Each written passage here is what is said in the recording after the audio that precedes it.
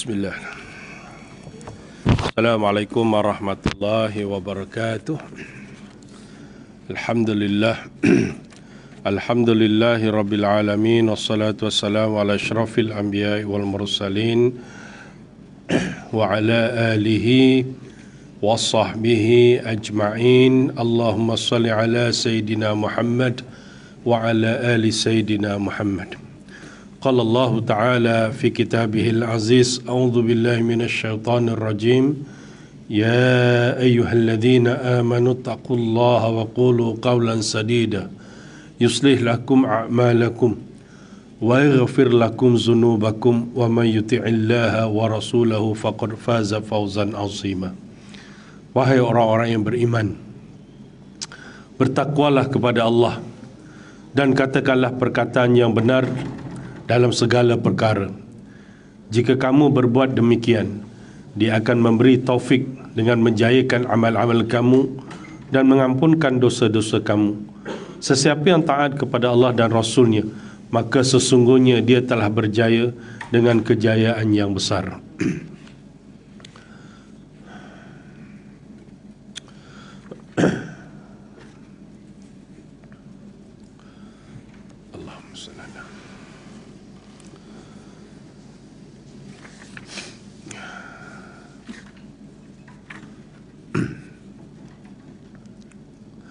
وعن أبي هريرة رضي الله عنه قال كنا مع رسول الله صلى الله عليه وسلم إذ سمع وجبة فقال هل تدرون ما هذا قلنا الله ورسوله أعلم قال هذا حجر رمي به في النار منذ 70 خريفا فهو يهوي في النار الآن حتى انتهى إلى قعرها فسمعتم وجبتها.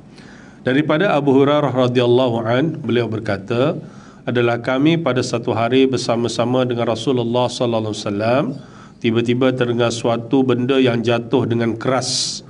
Lalu beliau bersabda, tahukah kamu suara apakah ini? Kami menjawab, Allah dan Rasulnya yang lebih mengetahui.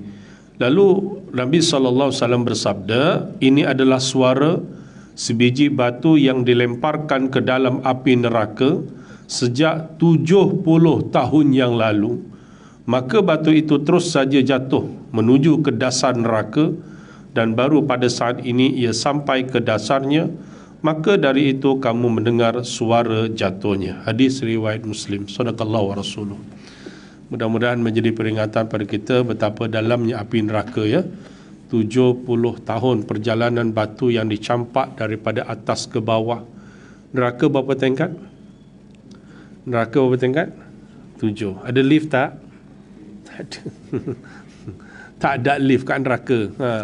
Masuk tekan satu. Lift Jahannam tak ada. Ya, tapi nak ingatkan kita, setiap tingkat itu dalamnya 10 tahun perjalanan. Bayangkanlah, begitu dahsyatnya. Mudah-mudahan kita dalam keadaan istiqamah untuk beramal ibadah dan mencegah diri kita daripada kemungkaran, insya-Allah. Sadaqallahu rasuluh.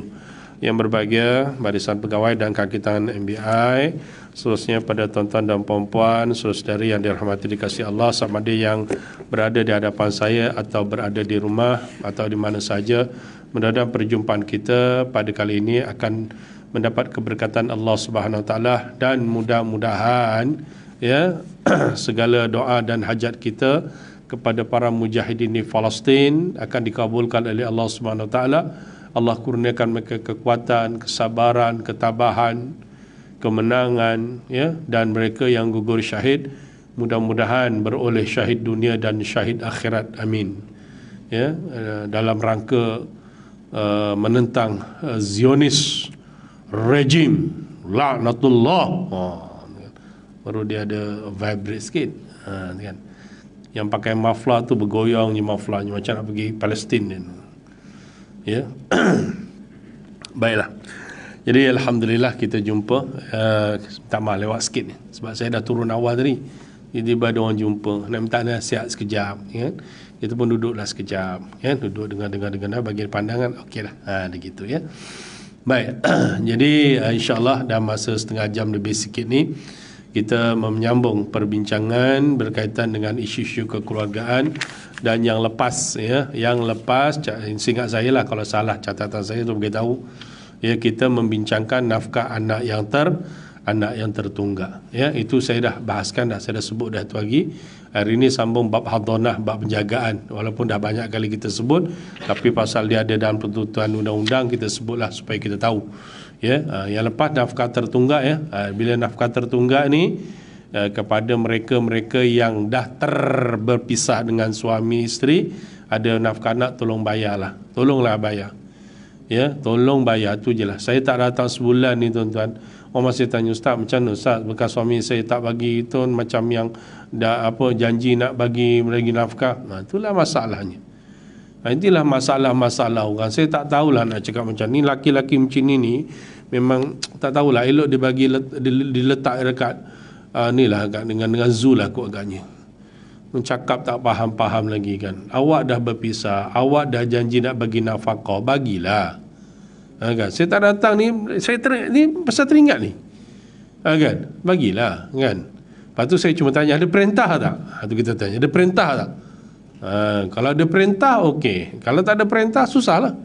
Dia cakap mulut je, tak payahlah naik mahkamah, tak payah. Nanti habis setiap bulan abang bagi 300. Kau janganlah percaya orang lelaki macam ni. Tak payahlah. Orang lelaki ni, ibu-ibu ni, daripada awal-awal perkahwinan ni, dia dah tahu karakter dia.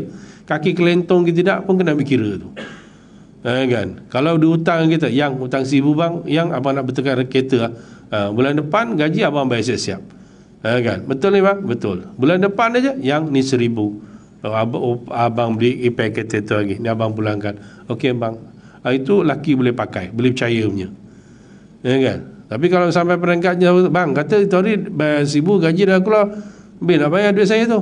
Alah, kau dengan bini lakimu berkira. Ini laki-laki memang hampir namanya. Janganlah percaya, saya kata. Tu.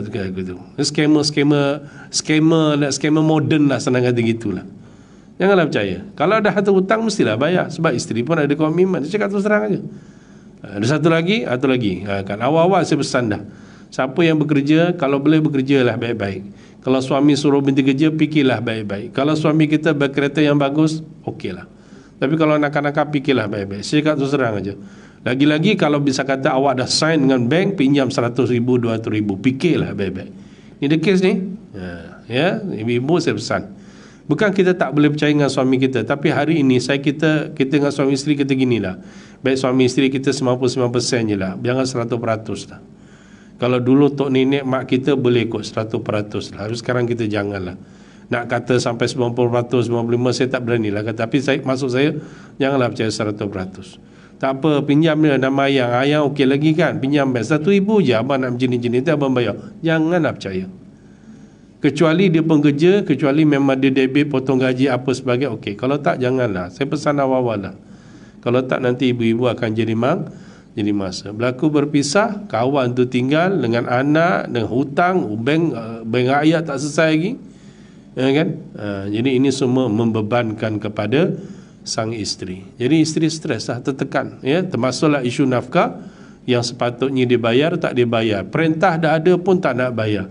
Pengalaman kita yang depan mata pun ada, kan? Janji bayar 300 bulan, 2 bulan je, lepas tu tak bayar dah. Nantilah. Lagi-lagi kalau lelaki tu memang dah nak kahwin lagi, standby lah orang lelaki macam ni.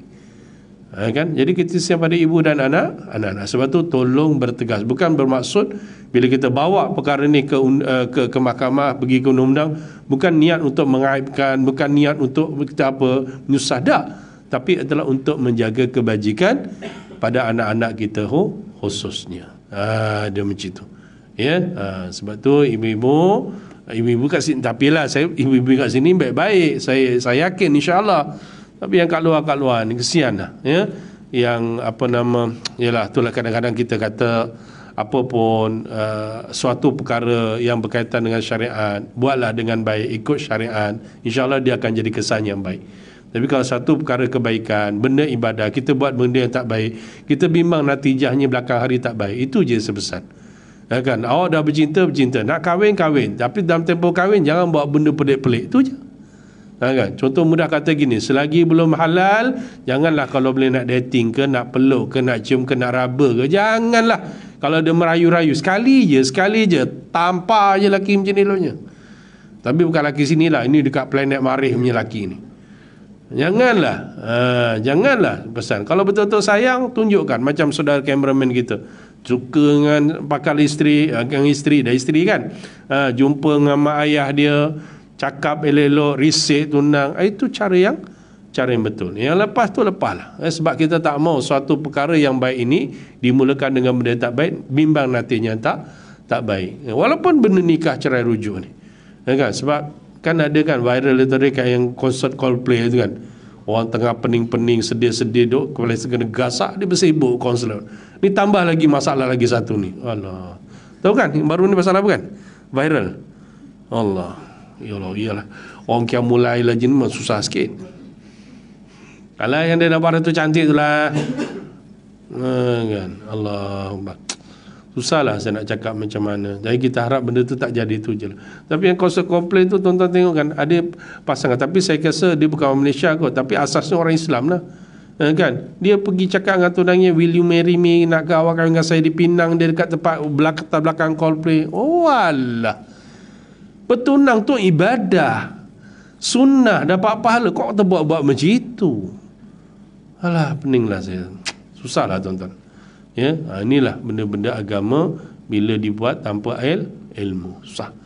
Ya, tu selinganlah sikit tuan-tuan mengingatkan isu semasa. Jadi tuan-tuan yang dah faham-faham ni, tegur-tegur adik, tegur-tegur kakak, ya, supaya benda-benda macam ni kena ambil perhatian sebab dia melibatkan hukum hakam, ya, syariat. Baik.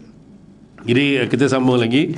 Itu yang nafkah tertunggak, ya. Maknanya kalau simbolannya yang lepas, kalau suami dah setuju bagi nafkah, bayar, selesai. Tapi dalam waktu yang sama, kalau suami isteri itu duduk berasingan, sebab mungkin suaminya buat perangai, dia ceritakan, dah banyak kes dia ceritakan, masih suami isteri, tapi dia duduk dua, dia tak mau campur, dia tak mau muasyarah dengan isteri dia, tak mau muasyarah dengan anak. Kan ini pelik, benda pelik, benda yang orang patut berlaku. Dia bocor dia anak, kau menjaga dengan jumpa, kenapa? Kan, tak faham sudah. Nak duduk kenapa? yang dikata apa, saya tak boleh tahan bini saya bebel tu. Saya dah cerita kot. Kan? Saya kata betul ke puan? Saya cakap saya bebel pun benda betul, Ustaz. Bukan benda tak betul. Saya tegur dia. Kan? Sekarang ni kenapa dia tak nak balik? Kalau saya balik pun bebel. Saya bagi tahu Ustaz, dia tak nak balik Ustaz. Bukan pasal bebel Ustaz. Dia dah ada perempuan lain. Saya pandang dia. Betul ke? Diam aja. Tak adalah itu. Tak, sekarang pun ada. Betul tak? Orang perempuan kasi belum bercakap, dia potong. Dia potong. Dia betul ada tak? Ada Ustaz. Memang ada. Tak. Saya kata, tak betul-betul. Sekarang ada ke tak ada sebenarnya? Tak ada tu dulu. Tak ada apa Ustaz. Dia buka satu-satu. Yang paling menunjukkan, saya dah cerita kot. Sampai peringkat Ustaz, dia ada sekarang. Dan saya yakin dia duduk dengan perempuan tu. Dia kata, puan jangan tuduh-tuduh. Tak ada, betul. Sebab perempuan tu WhatsApp saya. Dia WhatsApp dekat saya, dia ambil selfie dengan laki dia tu atas katil. Dua orang atas katil ambil gambar. Dia hantar. Oh alah, aku dah cerita belum benda ni? Belum ni. SUK mana aku cerita ni? Aduh kan, terkejut lagi, muka dia berubah. Saya cakap terus terang, kalau dia ambil gambar selfie macam itu ke, kalau suami isteri, saya okey, tak ada masalah. Dia nikah Thailand ke apa ke, okey lah. Dan masalahnya kalau tak nikah, bila dia hantar perempuan tu ada gambar selfie dengan dia atas katil. Nak kata saya fitnah lagi. Oh, saya pandang lagi, saya tanya, oh dah itu dulu. Tak. Dah nampak dah. Dah nampak lah benda tu. Janganlah berlaku. Kalau dah atas katil dua orang dengan keadaan, yelah, jangan fikir macam-macam lah. Atas katil dua orang aja. Kau buat apa atas katil dua orang tu? Minta maaf cakap lah. Buat apa? Zikir ke? Menajat? Baca Quran? Al-Mulk? Saya ambil peluang. Saya kata, saya tu lebih kurang saya cakap, kalau dah kahwin, saya tak apa. Kalau tak kahwin, benda ni tak boleh, benda maksiat. Kita atas katil faham lah kalau ada suami isteri kan. Ini bukan suami isteri masalahnya. Kalau suami isteri okey, diam. Macam mana kawan tu tak stres? Macam mana? Sebelah tu dalam waktu sama nafkah pun tak bagi. Itu contoh. Maknanya kalau sampai perkara, katalah dia duduk luar, jangan jauh, kata 3 bulan. Dan tempoh 3 bulan dia tak bagi nafkah pada isteri, dah satu hal. Nafkah pada anak dia kita sebut lepas, yang lepas. Di mana 3 bulan yang sepatutnya diberikan pada anak-anak dia, katalah minimum lah RM500 lah, contoh untuk 2 orang anak. Contoh. Walaupun hari ni orang dah berbunyi dah. Ustaz, RM200 seorang anak Shah Alam, Ustaz boleh fikir tak macam mana? Apa aku nak fikir? Tapi kita boleh rasakannya. RM200 sebulan kat Shah Alam, apa benda ni? Kan? Tak apalah kata gitu. Katakan 500, 3 bulan, 1,500, dia tak bagi langsung. Macam mana? Saya kata itu yang dikatakan nafkah tertunggak, dia boleh claim dekat laki dia. Kata kalau tak bercerai pun dia boleh claim. Sebab saya dah bagi tahu, yang kita ngaji ni, dalam undang-undang ni, tak semestinya benda-benda itu tunggu cerai baru tuntut. Jangan silap. Tak semestinya. Hatta saya kata paling minimum pun, kalau suami isteri itu baru nikah hari ini, 3 bulan 11 2023, dia nikah hari ini, minggu depan isterinya pergi file mahkamah. Pasal apa? Saya nak mendapat peruntukan nafkah setiap bulan secara tetap. Saya nak minta kepada suami saya, pastikan nafkah saya diselesaikan. RM1,000 contoh dia minta. Pergi filekan. Boleh tak? Boleh, tak ada masalah. Kan? Biar suami dia terkelip. Kan? Sebab kalau nampak ciri-ciri suami yang perangai macam itu, memang kena ajar begitu. Biar debit awal setiap bulan masuk akaun isteri RM1,000, itulah untuk bayar rumah ke, untuk barang dapur ke, apa sebagainya kan. Itulah cara dia. Boleh, tak ada masalah. Kan? Apatah lagi kalau kes-kes macam ini, sebenarnya boleh. Kita kena bertegas sebab dia melibatkan hak, hukum dan sebagainya. Itu yang lepas lah, insyaAllah. Baik, jadi hari ini bab hadhanah sikit. Ia pun hadhanah saya rasa saya pernah sebut dah. Rasanya lah takut tapi terlepas sebab ada 2-3 tempat saya baca benda yang sama. Okey, kita masuklah muka surat 29. Ini hak-hak isteri ya, hak suami saya dah baca ya. Saya dah baca dah habis dah. Yang lepas lah hak suami, kemudian masuk hak isteri. Isteri pun tak banyak lah, ada dalam 2-3 sesi habis lah. Baik, pengertian hadhanah bermaksud pemeliharaan dan pengasuhan anak, pengasuhan atas mereka yang tidak mampu menguruskan dirinya sendiri dengan sesuatu perkara yang berfaedah kepadanya, menjaganya dari sesuatu yang mudarat dan merosakkannya, mendidik jasmani, rohani dan akalnya agar mampu berdikari, menghadapi hidup dan memikul tanggungjawab. Hadhanah merupakan hak anak-anak yang masih kecil dan tidak tahu mengurus dirinya untuk mendapatkan pengawasan, penjagaan, pelaksanaan urusan dari orang-orang yang mendidiknya. Itu hadhanah jadi mudah kata anak tu manusia kan terbagi 4 peringkat. Kalau ingat alhamdulillah, tak ingat tak apa, kita ulang balik. Imam Ibnu Al-Qayyim sebut sejak bayi dilahirkan sampailah dia memayis, itu dipanggil zaman kanak-kanak. Jadi kanak-kanak sejak lahir sampai memay kanak-kanak lah. Ini masa ni kita bersayang-sayanglah dengan anak ni. Apa dia cakap, dengar, apa dia nak kita bagi, nangis dipujuk kan. Jangan dibentak-bentak. Dia budak, dia tak tahu apa-apa.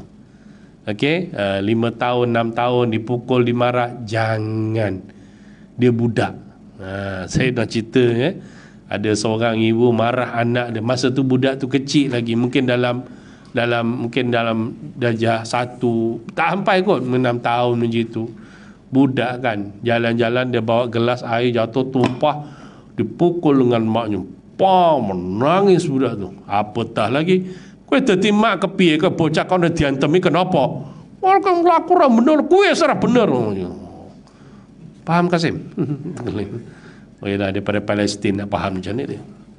Dia kata, kamu jadi ibu, macam mana kamu boleh marah anak tengking pukul macam ni? Dia kata jalan tak betul. Budak. Kan? Dia cakap kau yang tak betul lah tu. Kan?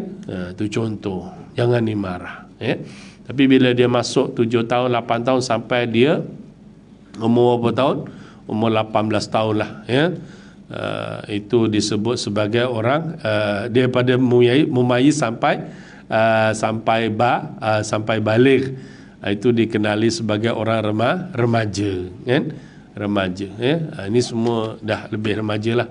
Kemudian daripada dia baliknya itu sampailah dia umur 40, itu orang muda ni major. Ini ada orang muda jugalah, saya ingat ramai lah kalau sampai 40 ada yang ini apa ada 40 Belum, 12 tahun. 30 lebih ada. 20 lebih, orang muda lah. Ya, jadi kalau umur 40 sampai 60 orang dewasa. Ini ramai lah, orang dewasa ni ramai lah. Termasuk saya dewasa dah. Ya, orang dewasa lah, mudah-mudahan. Saya dah 46, sebulan lagi 47 dah. Tapi okey lagi, orang dewasa dah kan. 60 ke atas termasuk dah orang tua. Jadi maknanya bila masa dia balik, dia lahir sampailah umur dia hingga ke balik, itu waktu yang dipanggil sebagai waktu hadanah dia. Kan? Hadanah memang kena jaga dia lah. Yang saya sebut tadi kan, makan minum, pakaian, pendidikan, kesejahteraan, kesihatan, itu semua adalah tanggungjawab ibu atau ayah yang mendapat penjagaan. Tapi selepas dia balik, kita tak sebut sebagai dah hadanah lagi dah, lebih kepada kafalah. Ingat, hadanah lain, kafalah lain. Kafalah maksudnya apa? Pengawalan, pengawasan, itu je. Budak dah tingkatan 5, kita nak dah tingkatan 3, takkan kita nak pamperskan dia lagi kan, nak mandikan dia lagi kan. Kalau dah sampai tingkatan 3, bapak nak mandikan anak, apa barang kan. Budak tingkatan 4 nak dimandikan lagi, ngeri dia kan. Tapi kalau budak kecil kan, kalau kata 4 tahun, 5 tahun, saya ingat mak bapak masih mandikan lagi. Saya ingat 5 tahun, 6 tahun 6 tahun masih mandikan lagi ke? Ada mandikan? Ibu-ibu masih mandikan anak 6 tahun lagi? Tak ada anak semua ke? 6 tahun mandikan, 6 tahun masih lagi lah ya. Kalau setahun, 2 tahun, 3 tahun, okey, confirm. 4 tahun pun masih mandikan lagi. Kalau 4 tahun lah, cuma dah diajar sikit-sikit lah kan. 4 tahun, 5 tahun pun masih lagi lah. Tapi kalau 6 tahun mungkin kita dah lebih kepada tengok-tengok aje lah. Ya, 7 tahun dah dia satu, dah besar dah, dia mandi sendiri lah. Ya kan, jangan pula budak 12 tahun, mak mandikan je, mak mandikan, terkelip-kelip budak je, terkelip-kelip. Tak payahlah. Budak tu dah besar dah. Kalau budak lelaki dah balik 12 tahun macam mana? Budak perempuan dah balik 12 tahun macam mana? Kan? Budak perempuan kalau dah 7 tahun 8 tahun balik, tak nak dimandikan, tak mau dia. Kan? Kan? Kita jarang dengar ada budak perempuan balik 7 tahun 8 tahun. Tapi baru ni saya ada program sembang-sembang. Rupanya betul ya, ada zaman kita hari ni ada budak perempuan 7 tahun dia dah balik ya. Masya-Allah. Ya, jadi itu beza lah. Jadi kalau budak, tenterang kita jaga kebajikan dia ya. Apatah lagi kalau kanak-kanak tersebut disebut sebagai kanak-kanak yang istimewa atau orang yang istimewa kan, itu dah termasuk masih lagi dalam bab hadanah ni ya. Tapi kalau dah besar, kafalah, mantau saja. Long dah pukul 6.30 pergi mandi sana, nanti pergi surau, pergi masjid, akan memantau. Duduk lagi, long 6.30 long, okey mak, mandi betul-betul, jangan mandi piramli pula, okey mak kan, mantau kan. Okey, mantau saja, jangan mak temankan kau mandi dalam bilik air, terkelip-kelip budak tu. Sebab dia pun dah mula rasa malu kan. Budak dah kalau dah 6 tahun, 7 tahun, 8 tahun tu dia rasa malu dah. Kan segan lah mak dia mandikan. Kalau masa 3-4 tahun tu memang tak ada hal lah. Betul budak-budak lah okey. Tapi ada juga budak tak malu 7 tahun, 2 bilik air pergi ke bilik udul togel, tak pakai apa-apa, macam toyol dah kucing pun stres, au macam aku kata dia. Baik. Dalil persyariatan. Jumhur ulama berpendapat ibu yang diceraikan adalah orang yang paling berhak untuk memelihara, mengasuh anak yang masih kecil. Mereka berdalilkan dengan hadis Rasulullah sallallahu alaihi wasallam ya. Abdullah bin Umar meriwayatkan bahawasanya telah datang seorang perempuan menemui Rasulullah SAW dan bertanya, "Ya Rasulullah, ini adalah anakku. Perutku yang mengandungnya, susukulah yang memberi minum, pangkuanku lah yang memangkunya. Sesungguhnya bapanya telah menceraikan aku dan dia hendak mengambil anaknya dengan paksa daripada aku." Sabda Rasulullah sallallahu alaihi wasallam kepadanya, "Sesungguhnya engkaulah yang lebih berhak menjaga anak itu selama engkau belum bernikah lain. Okey, jelas ini dalil. Jadi berdasarkan hadis ini, makna jumhur ulama mengatakan ibu lebih berhak dalam soal penjagaan anak, ya. Tapi saya dah banyak kali cerita dah, ya. Ada juga ibu-ibu yang memang tak berapa sangat dengan anak, bapaknya yang lebih, hatta sampai peringkat mandikan pun kadang dia tak nak mandi dengan mak, dia mandi dengan bapak, macam tu, ya. Banyak kita jumpa. Tapi kebiasaannya ibu. Dan hari ini sampai orang buat kajian main-main lah, ya kan, mak bapak begini, suami sini, bapak sini, ibu sini, anak duduk sana, pilih, anak pelari gidi, dia lari, dia pilih emak, pilih ayah. Kan ada viral kan kat TikTok, ada tengok Ustaz? Tengok juga? Saya tengok juga. Iyalah, ahli hadis memang gitulah. Nanti kita kena tengok lah. Tapi kalau tengok kan dia lari kepada ibu, ya. Pada kebiasaannya lari kepada ibu, ya. Ibu-ibu cuba balik nanti try dengan anak-anak tu kan, cakap dengan suami, bang kita main sikit dengan anak-anak boleh tak? Main apa? Duduk sini, anak duduk sana, tengok anak duduk dengan siapa, kan. Majoriti saya rasa dia lari pergi ibunya, kecuali kalau ibunya dia ada sedara-sedara perangai dengan harimau, gajah, tu mungkin anak dia tak berapa berani, sergap, budak tu tak berani dengan mak dia, lari pada bapak dia. Ada juga, ada bukan tak ada, tapi jarang lah, ya. Baik, tujuan hadanah secara ringkas, pertama, penjagaan anak-anak tetap berjalan dengan lancar dan sempurna meskipun sesudah berlakunya perpisahan antara ibu dan ayah, ya. Yang ini selalu saya sebut, ya. Kalau yang bercerai tak ada anak gitu, saya kata ginilah, kaunseling, tegur, nasihat, kalau boleh selamatkanlah. Tapi kalau misalnya kata dia tak ada anak, kot dia lah. Kita terpulanglah fikir baik-baik kan. Dia tak seberat mana kalau dia ada anak. Kalau dia ada anak ni memang kita akan pujuk baik-baik, fikir habis-habisan lah, ya. Supaya dia nampak bahawa keperluan anak bukan semata-mata pada ibu atau ayah saja, dia dua-dua, kan.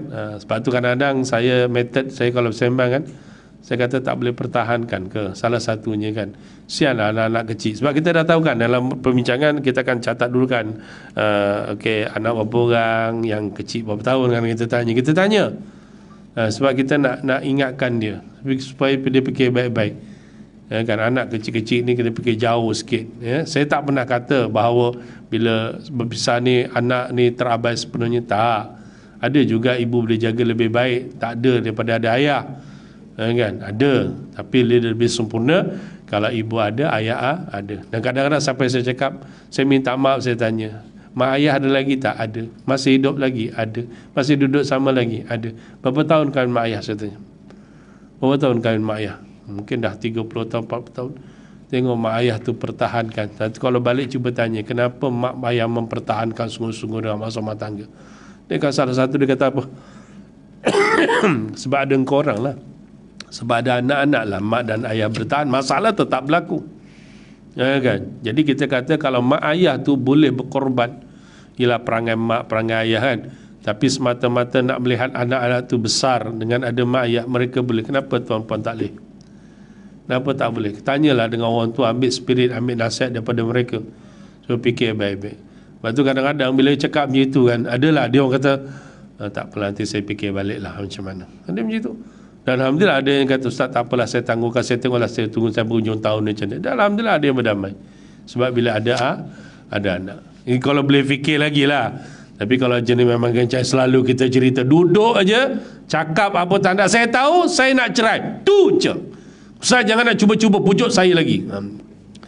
Kalau kata apa, aku tutup je lah sesi tu. Kata apa lagi? Ya, orang lelaki sama je. Dia kan lelaki sama, memang semua lelaki sama. Apa lelaki engkau design lain ke? Nak marah orang. Ini memang payah. Itu maknanya dia mesti ada suatu perkara yang sangat berat yang berlaku, yang dia memang dah tanda dah. Ya? Tapi kalau dia masih lagi boleh bincang, sembang kan, sebagainya, okey lah. Sebab kita fikirkan anak-anak sebenarnya. Kena fikirkan anak. Fikir jauh betul-betul dengan anak ni. Kesian.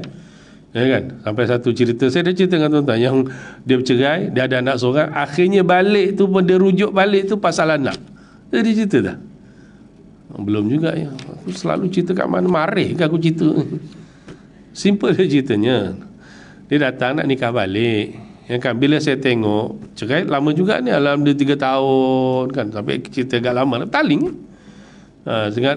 Dah cerai ni dah 2-3 tahun ada ni. Lepas tu saya duduk, lepas tu dia kata, Ustaz, saya nak nikah tu, nak nikah balik. Oh, nak nikah balik. Tak apalah, kita bagi panduan apa sebagainya. Dan waktu tu kita sama-sama tanyalah. Oh, dulu visa ya. Visa kat mana ni? Mahkamah. Oh. So masalah sampai visa ni dah selesai ke? Okeylah Ustaz, masa tu dah Ustaz. Tapi itulah, bila visa ni banyaklah masalah kan. Oh, so yang sebab balik ni sebab apa? Sebab anak Ustaz. Oh, anak. Oh, anak seorang je. Saya kan anak seorang. Kenapa anaknya? Kita aja cerita. Itu dia cerita. Kesimpulannya dia bercerai, bergaduh. Anak tu dapat kat isteri dia jaga. Masa tu mungkin anak tu dah 4 tahun ke 5 tahun macam itulah. Masuk sekolah je mana pun saya tak sebut lah. Saya sekolah dekat-dekat sini je. Ya kan, dia sebut sekolah itu. Ya kan, bila anak dia daftar darjah 1, hari pertama majoriti mak bapak sangat teruja, ambil cuti lagi untuk hantar anak sekolah. Saya yakinlah anak dah sekolah belum? Belum lagi ya? Yang kecil tahun? Setahun? Masya Allah. Habis yang itu hantar anak siapa? Kan? Semua lah. Sebab saya pun ada anak, kita orang ada anak, kan faham lah. Tapi alhamdulillah lah, saya anak yang saya kecil dah 10 tahun, dah mana cerita tu dah 8-7 tahun dululah hantar anak sekolah kan. Memang mak bapak cuti hantar anak, jadi satu seronok kan, teruja. Jadi bila dia berjalan, budak ni dia tengok orang lain jalan ada mak bapak, kesimpulannya kan, jalan dengan bapak, jangan mak pegang anak, bapak bawa beg kan. Jadi dia seronok, adik belajar baik-baik apa sebagainya. Dia tengok hari pertama, hari kedua kan, dia lalu dia cakap dengan mak dia, Mama, kenapa orang lain ada ayah, ada abah, saya tak ada? Waktu dia terdiam. Dia kawan tu, dia budak pandai bercakap kan. Tu dia jom apa dia hantar, seronoklah. Adik tak ada ayah, tak ada abah. Kan bagus kalau ada ayah pun tak sayang kau. Macam itulah cakap. Dia tahu ayahnya, tapi mungkin dia tak tahu konsep cerai apa, dia tak tahu. Jadi bila hari-hari itu, tapi bagus maknya, tenang, sabar. Jenis tak cengeng. Kau diam lah, bapak kau dah lama ke alam barzah. Tak dia cakap macam tu. Tapi ada spesies makhluk macam tu, bapak hidup lagi, alam barzah bapak kau pergi sana. Ada tu betul-betul marah tu. Adalah spesies macam tu kan. Bagus, ibunya dia tak ada macam tu lah, dia okey lah. Lepas tu ringkas cerita, dia jumpa dengan bekas suaminya, sembang-sembang. Lepas tu sembang-sembang bersana, dia kata tu dah cadangan, apa kata kita balik semula. Dia kata balik semula, suami kata balik semula. So, dalam tempoh tu tak kahwin pun, lakinya pun tak kahwin orang lain, dan perempuan tak kahwin orang lain kan. Akhirnya kita orang pun fikir-fikir, dah bincang keluarga, wali apa semua setuju, tu datang minta nasihat, nak cepat. Alhamdulillah. Tu di antara kisah dah. Tapi kita ambil peluang lah, tegur, nasihat dan sebagainya kan. Tak apalah, saat kami belajar. Dia orang yang sederhana okey lah, maknanya dia faham, orang pelajaran lah. Tak apalah, kita ambil perhatian insyaAllah. Alhamdulillah kahwin kan. Allahumma, saya bila mengenangkan suasana itu sangat luar biasa lah. Itu kalau ada rahmatnya Allah bila kurniakan zuriat anak pada kita, mereka lah yang menyelamatkan rumah tangga. Lepas tu saya tak tahulah, mungkin dah tambah beranak anak ke, boleh jadilah sebab dah lama dah ni. Tapi bagus lah kisah tu, masya-Allah. Baik, yang kedua, dapat memberikan kasih sayang dan asuhan dalam proses pertumbuhan hidup anak-anak yang baik. Mudah cakap ginilah, kan beza orang yang ada mak ayah, ada mak, ada ayah dengan anak yatim. Kan beza. Tuan-tuan kan ada kawan-kawan anak yatim, cuba sembang-sembang yang daripada kecil tak ada siapa duduk dengan rumah anak yatim, tengok cerita. Saya dapat tahunya ni kes-kes macam ni biasanya lah kalau suasana sekarang. Bila datang mohon kahwin, nak mohon nikah, bahasa wali raja, Ustaz tak ada wali. Oh tak ada wali, adik-beradik tak ada Ustaz. Saya sebenarnya anak yatim. Saya pun dulu duduk kat rumah anak yatim Ustaz. Kan? Tak ada mak ayah, tak ada apa, tu dah habis ni keluar, saya pun hidup sendiri. Sebelah ada orang lelaki nak dengar saya nak kahwin kan. Itu biasa start dia akan cerita sikit. Sebab pengalaman kita dengan klien perempuan tanya sikit je kan. Nak sign aja dengar cerita setengah jam dia. Saya itu. Tapi tak apalah kan. Tapi dia beza dengan ada orang ada mak dan ayah. Jadi mak ayah mereka adalah orang yang menjaga mereka di rumah-rumah anak ayah yatim. Sebab tu tuan-tuan, di antara tanda-tanda orang yang lembut hati, pemurah hatinya tuan-tuan, orang yang sentiasa, bahasa kita lah, menyantuni anak-anak yatim. Menyantuni tu satu perkataan dia, saya rasa kalau kita faham saja menyeluruh, bukan sekadar segi spiritual, ya, kita berikan kasih sayang, tapi material, kita ada rezeki, kita kongsikan. Boleh jadi rumah tuan-tuan sebelah-sebelah depan rumah yatim, pergilah bantu sikit. Dengan suasana hari ini barang mahal kan, kesian tuan-tuan, ya, kesian. Orang jaga-jaga dengan kesian. Sebab saya terlibatlah dengan program CSR ni kan, kita sampai-sampai ke rumah perlindungan ni, memang kesian kadang-kadang. Jadi tuan-tuan ada rezeki, kongsilah. Kan nampak tuan-tuan nampak relax je kan, tapi dalam bank ialah grade mungkin grade penolong pegawai kan, tapi gaji tak usik setahun kan. Bisnes kelapa sawitnya ada 10 ekar, contohlah, apa barang kan, memang duit banyak kan, bawalah sumbangan bantuan itu secara fizikal. Tapi kalau ada spiritual, bagi kasih sayang apa sebagainya, bagus. Sebab kata Nabi SAW, orang yang hati kerah ni, kan, kalau nak lembutkan hati salah satu hatinya ni, kalau jumpa anak yatim, pegang, usaplah kepala dia. InsyaAllah ta'ala hati kita akan jadi lembut. Kenapa dan mengapa saya tak sempat nak mengaji lah. Tapi itu dilakukan oleh Rasulullah SAW. Kalau jumpa anak yatim, dia pegang, usap kan? Dan saya bila baca tu, itu saranan orang yang hati kerah, marah ni, pergilah rumah anak yatim, pergilah jumpa mereka, spiritual kan, pegang rambut dia, sebagai kepala dia kan, insyaAllah sangat bagus, dia akan melembutkan hati. Ini kelebihan, ya. Kata Nabi, orang yang menjaga anak yatim ni kahatainkan, dia dua jari yang rapat, ya. Sikitlah cerita anak yatim lah. Ada sini anak yatim ke? Ada ke ni anak yatim? Besar je anak yatim. Anak yatim ni sebelum balik je, lepas balik tak panggil anak yatim lagi dah, ya kan? Anak yatim, yatim. Pasal apa? Isteri dah meninggal. Itulah Haji Bahil. Bapa meninggal, isteri meninggal, pun kira anak yatim. Oh, kira tak boleh lah. Anak yatim ni senang kata mereka yang ditinggalkan ibu dan ayah atau ayah, ya, ketika mana belum dia balik, ya. Okey, seterusnya yang ketiga, dapat mengelakkan anak-anak daripada terdedah dengan segala bahaya dan mudarat. Dan yang keempat, hubungan anak-anak dengan ibu bapa mereka tidak terputus akibat perceraian. Yang ini saya cuma nak fokus satu.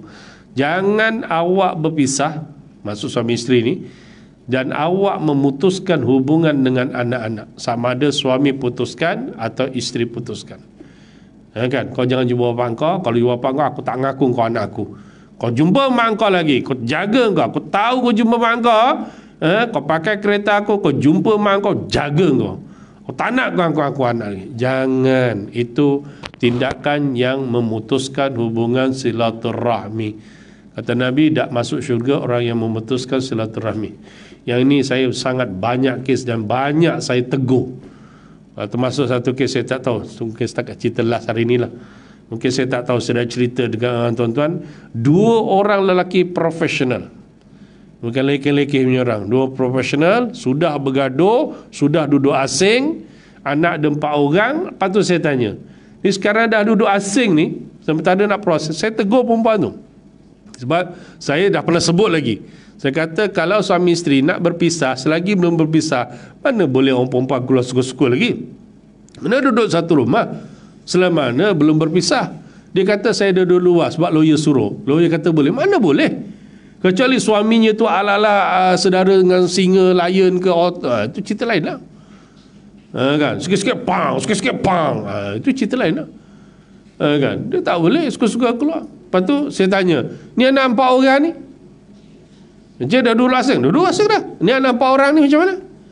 Kan? Yang lepas-lepas kita dengar sedap juga. Tak, anak-anak saya duduk dengan isteri saya, Ustaz. Tak apalah, saya okey je. Saya walaupun macam itu, kita okey lagi. Tapi di antara kes ni, anak kita orang dah kita orang bagi-bagi, separate. Dia jaga dua segedua. Saya masa tu telinga saya jadi marah, jadi angin. Saya kata inilah perbuatan yang menyebabkan anak-anak bermasalah di belakang hari. Dan perbuatan kita ini yang memutuskan silaturahmi, ini berdosa ni. Tak boleh buat macam ni. Aku bagi je kat situ. Diam dia. Sebab saya benda-benda macam ni, kita tak boleh nak macam mana nak tangguhkan cakapnya, nak bagi seluruh, tak boleh. Sebab ini benda besar. Bila benda besar, dia kena cakap. Saya kata balik, fikir balik. Kalau kata nak mau apa nak bisa, tak apalah. Cik puan nak, bukan puan ni lah, ni puan-puan ni, bukan puan ni, perempuan ni, puan ni. Kalau puan dah tak nak duduk dengan suami sangat pun kan, mintalah izin dengan suami. Tapi anak ni kalau duduk dengan puan, ambil semua. Kalau duduk dengan ayah, ambil semua. Jangan dipisah-pisahkan, saya cakap. Kan? Siapa yang ajar benda-benda macam ni, saya cakap. Besok 10 tahun akan datang, dia tak kenal mak, dia tak kenal ayah, keluar dialog ayat. Kenapa nak aku nak sebut jadi wali pula? Yang kenapa kau dulu-dulu dengan mak, kenapa kau tak duduk dengan ayah? Kau tengok. Dia dah mulakan salah mak ayah. Dia mula salahkan adik-beradik. Benda-benda macam ni lah. Ya, kan? Jadi tolong ambil perhatian lah. Ya, kita bermasalah jangan sampai melibatkan orang, anak-anak kita dan sebagainya. Ini tolong elakkan lah, insyaAllah. Okeylah tuan-tuan ya. Jadi insyaAllah sikit enactment ni tuan-tuan, hak penjagaan, hak utama ni, tuan-tuan boleh tengok dalam enactment Undang-Undang Islam seksyen 82, tapi disebut sini, saya habiskan kat sini dulu. Hak utama penjagaan anak, ibu adalah orang yang paling berhak daripada orang lain menjaga anak yang kecil dalam masa ibu itu masih dalam perkahwinan dan juga selepas berlakunya perpisahan. Jadi sebab tu kita nak kata, bila kata ustaz sekarang ni kita orang dalam proses bercerai, anak ni lebih duduk dengan siapa? Kita jawab, pandangan ulama, undang-undang kata duduk dengan ibu. Itu yang paling betul. Duduk dengan ibu, dia sebut dia. Ya kan? Lebih berhak menjaga anak yang kecil masa ibu itu masih dalam perkahwinan dan juga selepas berlaku perpisahan. Ibu lebih berhak. So bapa-bapa tolong ambil perhatian supaya perkara ni jangan dijadikan pergaduhan, rebutan anak dan sebagainya. Janganlah. Ya. Kalau boleh jangan sampai pisah. Allahumma salli ala sayyidina Muhammad. Okey, cuma nanti dah ada perbahasan sikit, tapi kat belakang pun saya dah sebut tadi. Kalau berpisah ada anak kecil, ibu itu berhak selama mana engkau belum bernikah dengan yang lain. Okeylah. Batuk dah datang dah. Ada soalan nak tanya? Tak ada ya? Okey, cukuplah ya. Sebab saya tengok dah ada yang mula-mula dah mula korek-korek kapet kan. Okeylah tu. Jadi insya-Allah lah. Okeylah. Jadi saya ingat setakat ni sajalah. Kalau dah batuk dah ni. Mohon maaf salah silap. Terima kasih atas perhatian. InsyaAllah jumpa di masa akan datang. Terima kasih. Assalamualaikum warahmatullahi wabarakatuh.